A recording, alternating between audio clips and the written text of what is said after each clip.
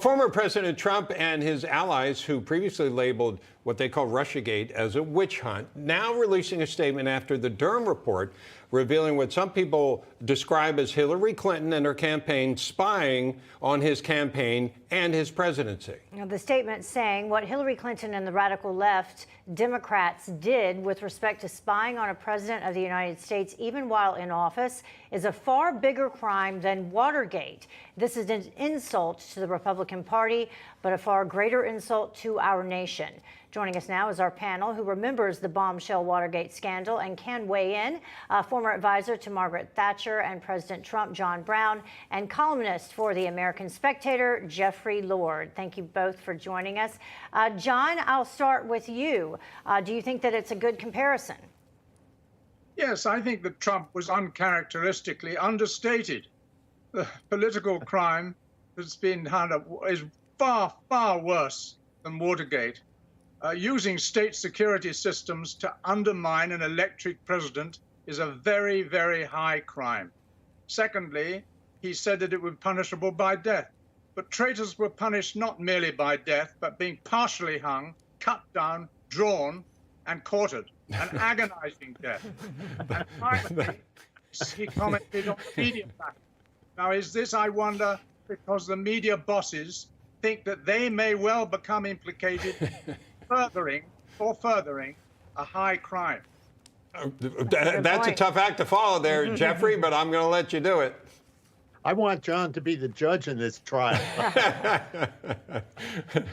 Well, you know, as I said to somebody off camera earlier, in 1973, I had just graduated from college, and the Watergate hearings had begun. They went on all summer, and my first job out of work didn't start until September, so I watched them every day. They were really quite dramatic to watch.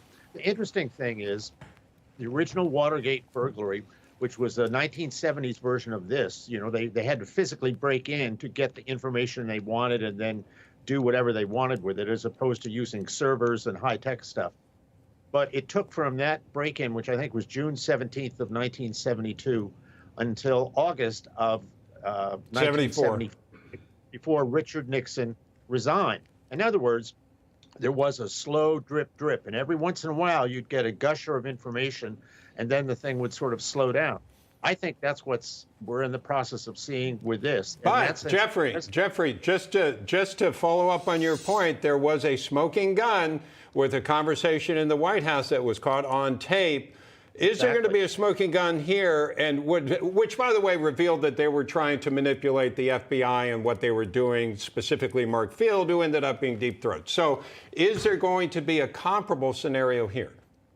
Yeah, I think there could be, easily. I mean, the problem when you're engaged in all of this high-tech stuff is that somebody somewhere has a record of it. You know, oops, even that you may not be aware of. And eventually, if you're going to be as thorough as Mr. Durham is, I think, you know, they're slowly in the process of uncovering this stuff.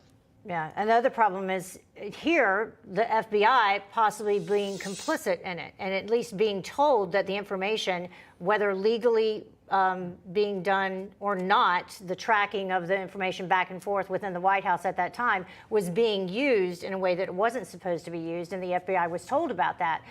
But the other problem is the media. Even though they said that there was nothing there. Right. Because the Clinton, theoretically, the Clinton people said, you should look at this, and they said, there's nothing there. Right. But yeah, and not even taking into account that's not what they were supposed to be using that information for, the Clinton campaign. Also, the media not covering it.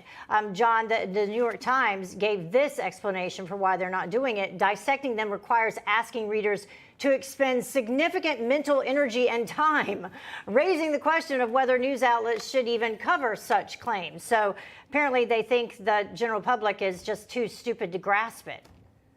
John? That's the normal arrogance of the Democrat Party, and I fear that they're very ruthless. In other words, provided Durham lives, I think this should involve many, many long-term prison sentences, and they're all running scared and using anything they can to try and cover their tracks.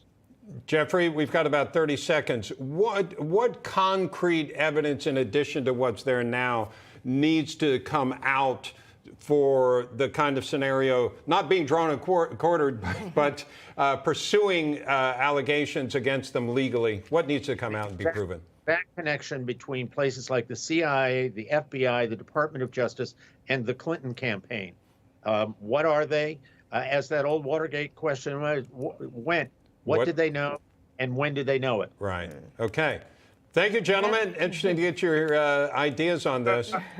History repeats itself, or it rhymes, right? Yep. Right. That's why you shouldn't erase history. You're supposed to learn from it. Well, Nixon erased 17 minutes, but that's another story.